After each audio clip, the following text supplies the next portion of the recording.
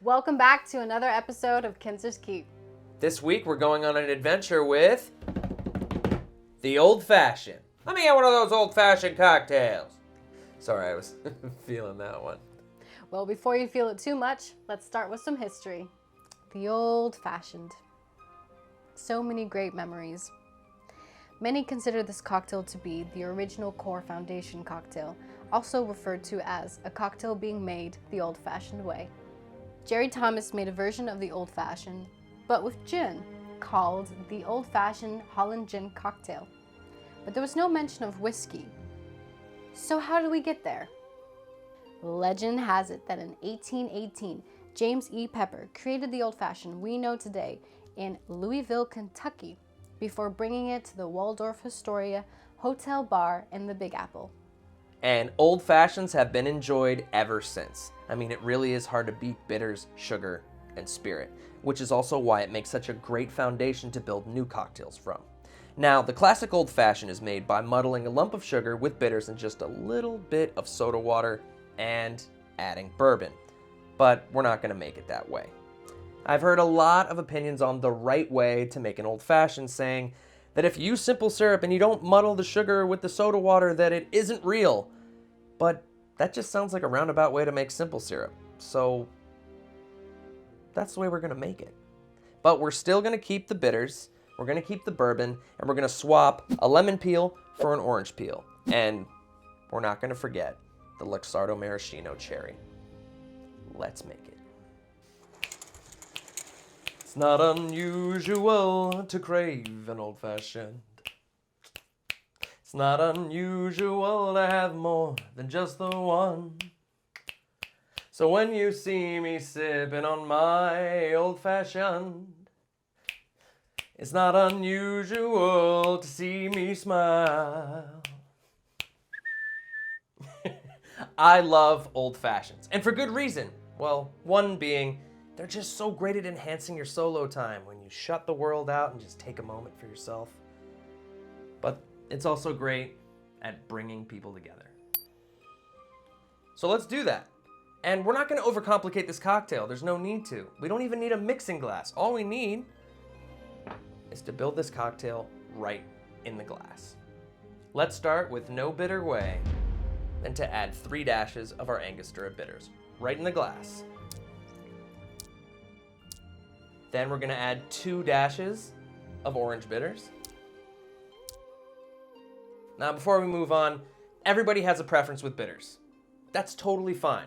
I've heard people say, that's too much or that's too little. It's all up to you, whatever you love. I like the flavor of bitters, so that's why I'm adding that. And that's part 1 of 3 down. Part 2, let's add the simple syrup. And we don't need that much, only 1/4 ounce. We're gonna add that right into the jigger, then plop it into the glass. Whoop. Now, it's bourbon time. We're gonna dive into Buffalo Trace, 2 ounces of that. Hey Buffalo. Really great bourbon, by the way, especially for the price point, and it's a great home bar essential. Ooh.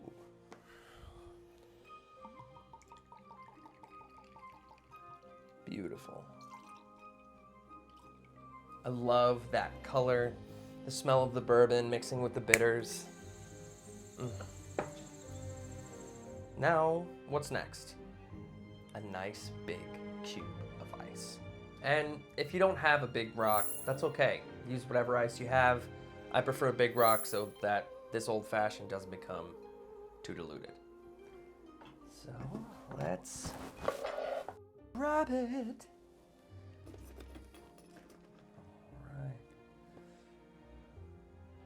Right in the glass there. Beautiful. Now let's give her a stir for about 5 to 10 seconds or between 30 or 40 rotations.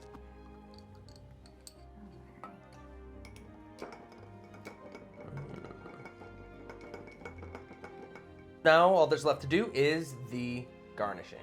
So we're going to add 1 Luxardo Maraschino cherry right into the glass. Don't grab too much syrup or grab too much syrup, whatever you like. That'll plop right in there. Beautiful. And last but not least, the orange peel. I like a big peel because, like I always say, it just is more appealing. Perfect. And then let's express the oils over the glass by having the skin side out. Depending where you are, you can really see it just covering the glass. Rub it on the rim there. And then I like to do the tuck and twist method. Tuck and twist. You can get even more oil out. And we're gonna put that right in the glass. And that is an old fashioned.